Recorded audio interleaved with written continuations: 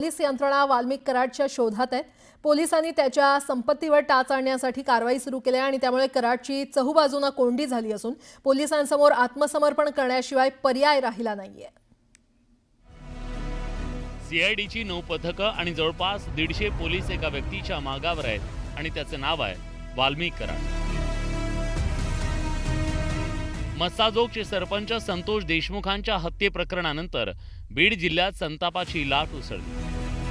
एकीकडे मस्साजोग पवनचक्की प्रकरणाच्या वादातून देशमुखांची हत्या झाली, तर दुसरीकडे त्याच पवनचक्कीच्या कंपनीकडे खंडणी मागितल्याचा वाल्मिक कराड यांच्यावर आरोप आहे। पण वाल्मिक कराड यांच्यावर खुनाचा गुन्हा दाखल करण्याची मागणी सत्ताधारी आणि विरोधी लोकप्रतिनिधींनी केली। आता जरी पोलीस वाल्मिक कराड यांचा सगळीकडे शोध घेत असले तरी खंडणीचा गुन्हा दाखल झाल्यानंतर जवळपास आठवडाभर ते उजळ माथ्यानं फिरत होते।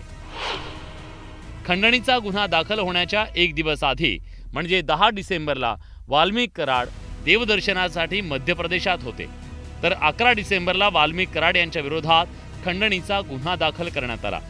11 डिसेंबरला वाल्मिक कराड यांनी आपल्या सोशल मीडिया अकाउंटवर देवदर्शनाचा फोटो पोस्ट केला।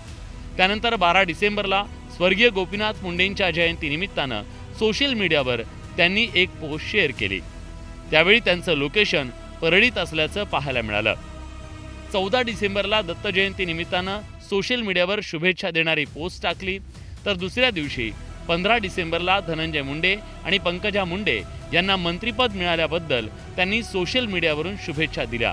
त्यानंतर 16 डिसेंबरला वाल्मिक कराड मध्य प्रदेशच्या पेंच अभयारण्यात होते, पण त्यानंतर ते पुण्यात आल्याची माहिती सीआयडीच्या हाती लागली आहे। 17 डिसेंबरला वाल्मिक कराड यांचं शेवटचं ॲक्टिव्ह मोबाईल लोकेशन पुण्यात आढळून आलं। पुण्यात फोन बंद करून वाल्मिक कराड फरार झाल्याचं कळतंय। मोबाईल लोकेशनच्या आधारे सीआयडी वाल्मिक कराड यांचा शोध घेत आहे की त्यांच्याकडे 2 बॉडीगार्ड्स होते, त्याच्यापैकी एक जण त्या फोटोमध्ये देखील आहे आणि तो 15 तारखेपर्यंत त्यांच्याबरोबर होता। तर 15 तारखेपर्यंत मुळात कसा होता, कारण 11 तारखेला जर या व्यक्तीविरुद्ध खंडणीचा गुन्हा दाखल झाला असेल तर त्याला प्रायव्हेट बॉडीगार्ड देणं हे कितपत शोभत होतं पोलिसांना। मी अगोदरच म्हणलंय की बकरे की माँ कब तक दुआ मागेंगी। दुआ फार दिवस चालत नसती, दुआ अर्ध्यातच सुटणार आहे। आणि मला असं वाटतं आका आणि त्यांचे आका यांच्यामध्ये द्वंद्व चालल्याने दिसतंय। हजर व्हावा का नाही, व्हावा का नाही, व्हावा का नाही, असं काहीतरी चालल्याने।